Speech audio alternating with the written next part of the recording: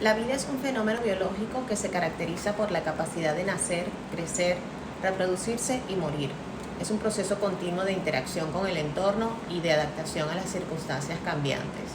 La vida se manifiesta en una amplia diversidad de formas y organismos en nuestro planeta, desde microorganismos hasta seres humanos. Es un misterio fascinante que ha sido objeto de estudio y reflexión a lo largo de la historia de la humanidad. Origen de la Tierra.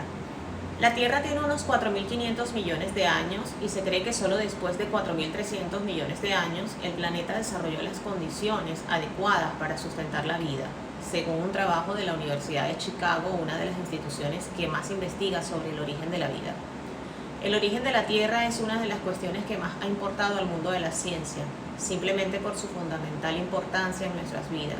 Al respecto, se han generado distintas teorías, algunas de las cuales son de índole religioso, en las que se habla de un solo Dios que creó al mundo y al hombre, mientras que en otras teorías de corte más bien científico se habla de una explosión en el universo que creó los planetas y que la evolución de ciertos organismos fue generando seres vivos.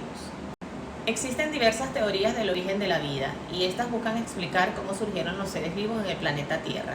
En términos generales, podemos dividir las teorías del origen de la vida en dos grupos, de carácter religioso y de carácter científico. De acuerdo con la religión, la vida fue creada por un ser supremo y a esta teoría se le conoce con el nombre de creacionismo. Dicha teoría se fundamenta en explicaciones sobrenaturales y rechaza el concepto de la evolución de las especies. Entre las teorías científicas destacan la generación espontánea, la teoría de la panspermia, la teoría de la evolución química y la teoría de Miller.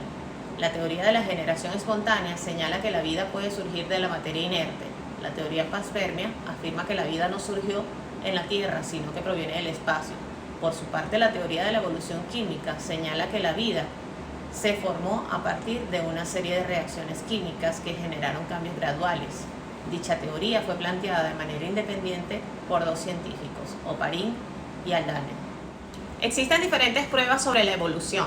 Pruebas morfológicas son aquellas que tienen un mismo origen evolutivo y embrionario con una estructura interna semejante, fruto de diversas modificaciones adaptativas a distintos hábitats. Pruebas biogeográficas las encontramos repartidas por todo el planeta y consisten en existencia de grupos de especies más o menos parecidas, emparentadas, que habitan en lugares relacionados entre sí por su proximidad, situación o características. Pruebas embriológicas. Estas semejanzas son una prueba de que existe un parentesco entre las especies. Cuanto más alto sea el parecido entre embriones, mayor será el grado de parentesco entre dos especies. Pruebas bioquímicas consisten en comparar ciertas moléculas que aparecen en todos los seres vivos, por ejemplo, proteínas de la sangre y ADN. La categoría taxonómica es el nivel jerárquico en el que se clasifican científicamente a cada grupo de organismos o taxones, atendiendo a su semejanza o proximidad filogenética. Entre las principales categorías taxonómicas podemos mencionar dominio, reino, filo o división, clase, orden, familia, género y especie. Especie en la categoría básica usada para referirse a un grupo de individuos que cuentan con las mismas características, permitiendo la descendencia fértil entre ellos. Por ejemplo, un ser humano actual, Homo sapiens, puede relacionarse con otro humano de sexo opuesto y reproducirse teniendo descendencia fértil. En esta oportunidad les vengo a hablar sobre los reinos. Históricamente, la primera organización de los reinos se debe a Aristóteles, ya que diferenció todas las entidades vivas de la naturaleza en dos reinos, vegetal y animal. El primero caracterizado por tener alma vegetativa, que le da reproducción, crecimiento y nutrición. Y el segundo tiene adicionalmente de todas las anteriores alma sensitiva, que le da movimiento, percepción y deseo. Actualmente los reinos se dividen en 5 grupos más conocidos, que son el reino animal, el reino vegetal, el reino fungi, el reino protoctista y el reino moreno.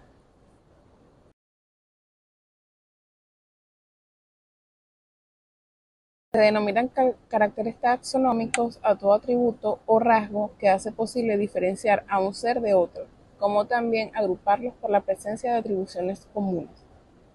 En esto nos encontramos los caracteres morfológicos, fisiológicos, citológicos, bioquímicos, ecológicos y molecular. En el sistema de estratificación nos encontramos a los seres autótrofos, heterótrofos, de biodiversidad y los microorganismos.